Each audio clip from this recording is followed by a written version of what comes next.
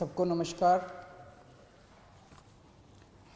अभी कुछ दिन पहले एक व्यक्ति मेरे पास आया और उसने मुझे बताया कि वो एक प्राइवेट हॉस्पिटल में गया।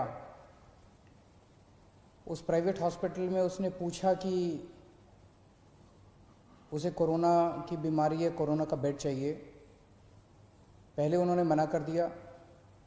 जब वो बहुत गिड़गिड़ाया तो उन्होंने कहा 2 लाख रुपए लगेंगे। मुझे विश्वास नहीं हुआ। अभी कुछ दिन पहले फिर एक दिन एक टीवी प्रोग्राम पे, लाइव टीवी प्रोग्राम के ऊपर एंकर ने एक हॉस्पिटल को फ़ोन किया। हॉस्पिटल से पूछा जी कोरोना का मरीज है हमारे फैमिली में, हमें बेड चाहिए। हॉस्पिटल ने मना कर दिया।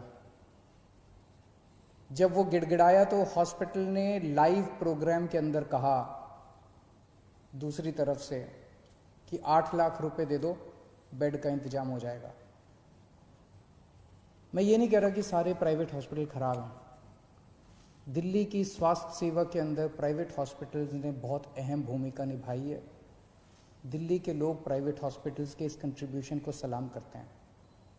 लेकिन कुछ चंद प्राइवेट हॉस्पिटल्स हैं जो इस महामारी के दौरान भी इस तरह की गलत हरकतें कर रहे हैं। पहले कहते हैं बेड्स नहीं है, और जब और इंसिस्ट करो तो कहते हैं 2 लाख रुपए दे दो, 5 लाख रुपए दे दो, 8 लाख रुपए दे दो। इसको बेड्स की ब्लैक मार्केटिंग नहीं कहेंगे तो और क्या कहेंगे। तो ट्यूसडे को, मंगलवार को, पिछले हफ्ते मंगलवार को हम लोगों ने एक ऐप लॉन्च किया। हमने कहा ये ब्लैक मार्केटिंग क्यों होती है, क्योंकि जनता को पता ही नहीं कि इस अस्पताल में कितने बेड खाली हैं, कितने बेड भर गए। तो वो अपने हिसाब से ब्लैक मार्केटिंग कर रहा है। वो जो भी 2-4 कर रहे हैं, सारे नहीं कर रहे, सारे बहुत अच्छे हैं। फिर से मैं कह दूं कि सारे प्राइवेट हॉस्पिटल्स बहुत अच्छे हैं, 2-4 हैं जो बदमाश हैं। अगर हम इसको, हमने ये सोचा अगर हम इसको सारी जानकारी को ट्रांसपेरेंट कर दें, अगर हम जनता को बता दें कि भाई इस अस्पताल में इतने टोटल बेड हैं, इतने खाली हैं, इतने वेंटिलेटर हैं, इतने खाली हैं, तो जनता को सब पता चल जाएगा। फिर तो कोई गड़बड़ नहीं कर सकेगा। और पिछले मंगलवार को हम लोगों ने ये ऐप लॉन्च करके दिल्ली सरकार का, और सारे अस्पतालों की लिस्ट डाल दी कि किस अस्पताल में कितने बेड है, कितने खाली हैं। और फिर तो जो बवाल हुआ, मतलब ऐसे टूट के पड़े कई लोग इसके ऊपर, जैसे हमने कोई गुनाह कर दिया, जैसे हमने ये इंफॉर्मेशन डाल के गड़बड़ कर दी।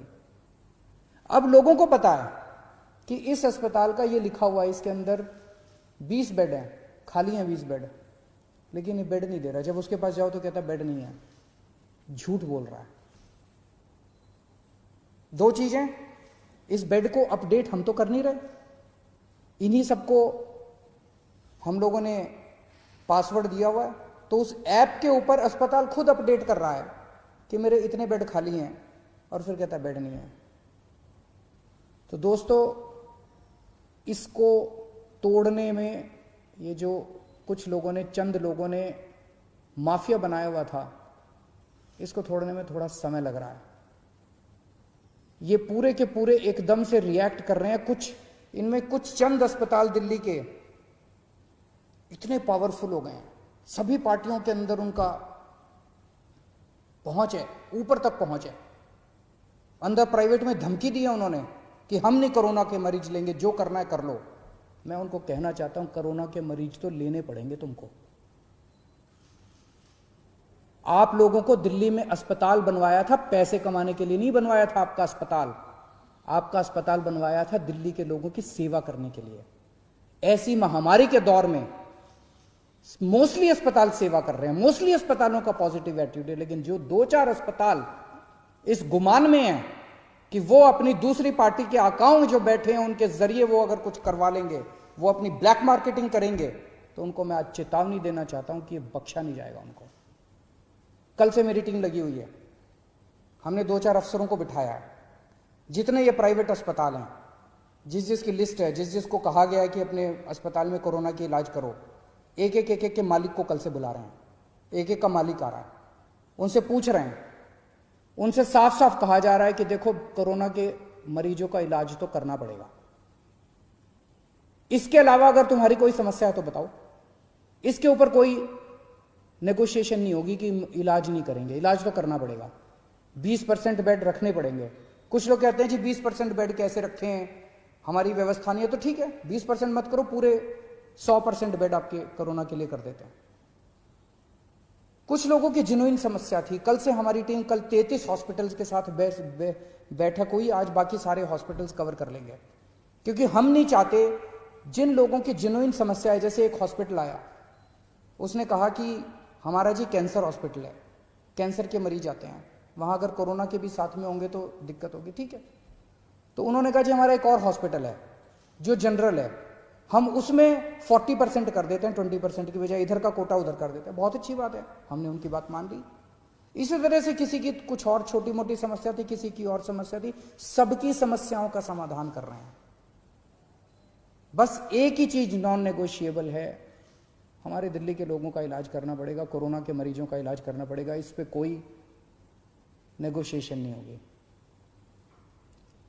दूसरी चीज ये कर रहे हैं, मुझे कुछ दिन का समय दीजिए, इसके ऊपर मैं मानता हूं कि पहली बार इस तरह से कोई ऐप देश के अंदर नहीं दुनिया के अंदर पहली बार बना है, जो हर अस्पताल के बेड और वेंटिलेटर का डेटा इस तरह से ट्रांसपेरेंट कर रहा है, जनता को बता रहा है, और जनता जाके डिमांड कर रही है।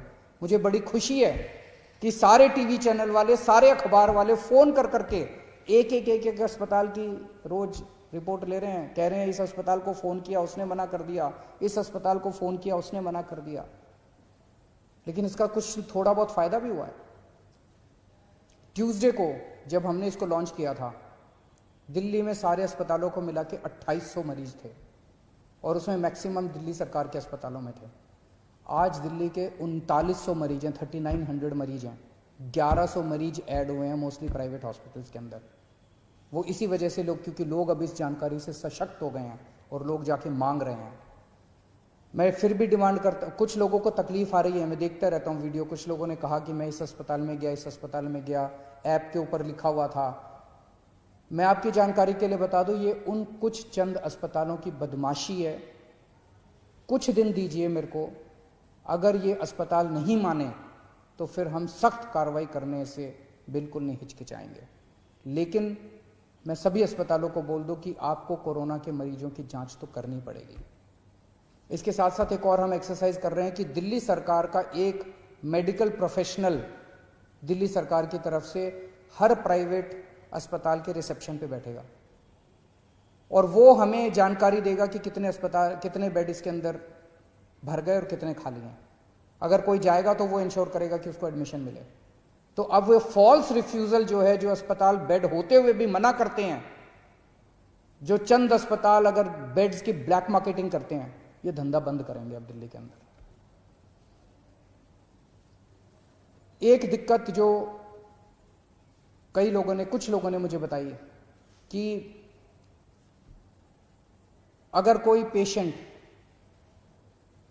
सीरियस है, सांस की तकलीफ हो रही है, ऑक्सीजन सैचुरेशन लेवल काफी कम हो गया, लेकिन अभी कोरोना का टेस्ट नहीं हुआ उसका, वो अस्पताल में जाता है तो उसको कहते हैं सस्पेक्ट मरीज है, अभी उसका कंफर्म नहीं हुआ कि सस्पेक्ट कहते हैं उसको, सस्पेक्ट मरीज है।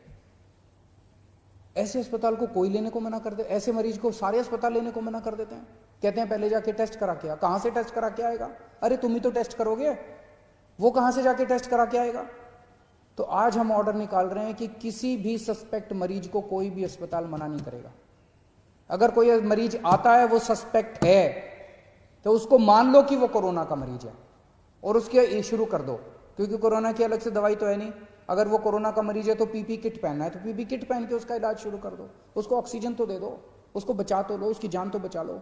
तो आज हम ऑर्डर पास कर रहे हैं, ऑर्डर की किसी भी सस्पेक्ट मरीज को मना नहीं किया जाएगा और अस्पताल उसका टेस्ट कराएगा, और टेस्टिंग के बाद अगर कोरोना आ जाता है तो अकॉर्डिंगली काम करेंगे, कोरोना नहीं आता है तो उसको नॉन कोरोना वार्ड में शिफ्ट कर दिया जाएगा। कुछ लोगों ने मुझे कहा कि उन लोगों को कल से मीडिया के अंदर कुछ चल रहा था कि हमने कुछ चंद दिल्ली में टेस्टिंग बंद हो गई है, टेस्टिंग बंद हो गई है, टेस्टिंग बंद हो गई है।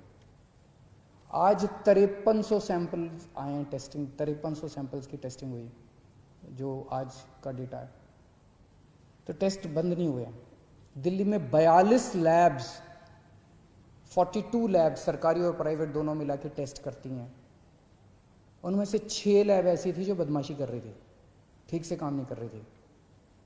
उनके खिलाफ एक्शन लेना चाहिए, नहीं लेना चाहिए? उनके खिलाफ एक्शन लिया हम लोगों ने। 36 लैब अभी भी काम कर रही थी, उन 6 के खिलाफ एक्शन लिया है। 36 लैब अभी भी काम कर रही हैं। तो उनको बचाने की क्यों कोशिश की जा रही है जो लैब गलत काम कर रही हैं? तो उन 6 लैब के खिलाफ एक्शन लिया, 36 लैब अभी भी काम कर रही है, पूरे सैंपल उठ रहे हैं। अगर आपको अपना टेस्ट कराना है, कुछ लोग मुझसे पूछते हैं हम कहां जाएं अगर टेस्ट कराना है। सभी सरकारी अस्पतालों के, दिल्ली सरकार के और कई सारे प्राइवेट हॉस्पिटल्स ने भी फ्लू क्लिनिक बनाए हुए हैं। आप किसी भी सरकारी हॉस्पिटल के या प्राइवेट हॉस्पिटल के फ्लू क्लिनिक में चले जाइए, वहां पे टेस्ट होता है। दिल्ली सरकार के 17 कोविड टेस्टिंग सेंटर्स हैं पूरी दिल्ली में, आप वहां चले जाइए, वहां टेस्ट होता है। और इन 36 में से जितनी प्राइवेट लैब्स हैं, वो प्राइवेट लैब्स अपने खुद के, आप सीधे प्राइवेट लैब से संपर्क कर सकते हैं, वहां भी टेस्ट होता है। लेकिन मेरी आपसे एक गुजारिश है, हम जितनी भी टेस्टिंग की, आज सबसे ज्यादा टेस्ट पूरे देश में केवल दिल्ली में हो रहे हैं, सबसे ज्यादा टेस्ट। और इतने टेस्ट हो रहे हैं कि जो सेकंड है हमसे बहुत दूर है। सबसे ज्यादा टेस्ट दिल्ली में हो रहा है। लेकिन जितनी भी टेस्टिंग कैपेसिटी कर लें, कमी है, लिमिटेड है। अभी हमारी इस टाइम सबसे बड़ी प्रायोरिटी केवल और केवल लोगों की जान बचाना है। माइल्ड केसेस हैं, एसिम्टोमेटिक केसेस हैं, वो तो ठीक हो ही जाएंगे। कोरोना आया चला जाएगा, जैसे बुखार आता है चला जाता है।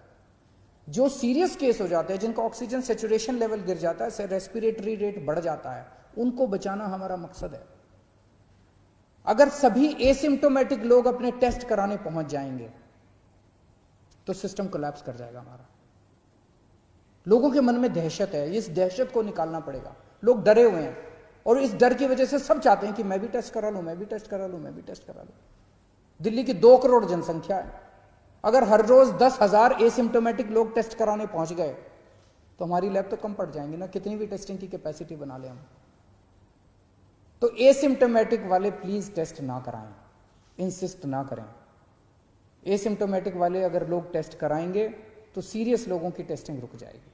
उन सब लोगों से मेरी गुजारिश है कि एसिम्टोमेटिक, जिनको सिम्टम्स नहीं है, कोई सिम्टम नहीं है, किसी तरह का सिम्टम नहीं है, वो टेस्ट ना कराएं। टेस्टिंग की कोई प्रॉब्लम नहीं है। हाँ, हो सकता है कि थोड़ा सा टीदिंग प्रॉब्लम्स हो लास्ट मिनट, अगर कुछ हैं तो मैं उसको ठीक कर दूंगा। हम उसको एक एक चीज के ऊपर नजर रखे हुए, कुछ अगर इस तरह की प्रॉब्लम है उसको भी ठीक कर देंगे।